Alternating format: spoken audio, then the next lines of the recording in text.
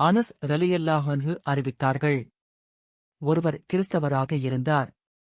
பிறகு அவர் இஸ்லாத்தை தழுவினார். அல் பகரா மற்றும் ஆலு இம்ரான் அத்தியாயங்களை ஓதினார். அவர் நபி ஸல்லல்லாஹு அலைஹி வஸல்லம் அவர்களுக்காக வேத வெளிப்பாட்டை எழுதி வந்தார்.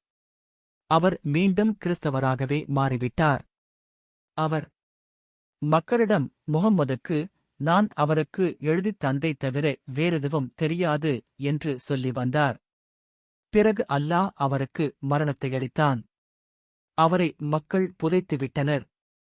ஆனால் மறுநாள் அவரை பூமி துப்பிவிட்டிருந்தது. உடனே கிறிஸ்தவர்கள், இது முஹம்மது மற்றும் அவரின் தோழர்களின் வேலை. எங்கள் தோழர் அவர்களை விட்டு ஓடி வந்துவிட்டதால் அவரின் மண்ணறையைத் தோண்டி எடுத்து அவரை வெளியே போட்டுவிட்டார்கள் என்று கூறினர்.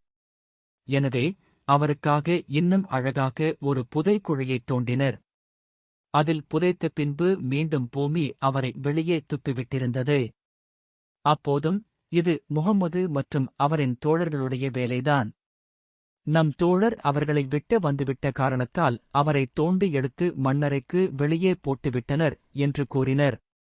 மீண்டும் அவர்களால் குழியை அவருக்காக தோண்டி அதில் அவரை பூமி அவரை முடிந்த அளவிற்கு மிக ஆழமான குழியை அவருக்காக தோண்டி அதில் அவரை புதைத்தனர். ஆனால் அவரை பூமி மீண்டும் துப்பிவிட்டிருந்தது. அப்போதுதான் அது மனிதர்களின் வேலையல்ல, இறைவனின் தண்டனைதான் என்று புரிந்து கொண்டனர். அவரை அப்படியே வெளியிலேயே போட்டுவிட்டனர். ஆதாரம்: சஹீஹ் அல் புகாரி 3617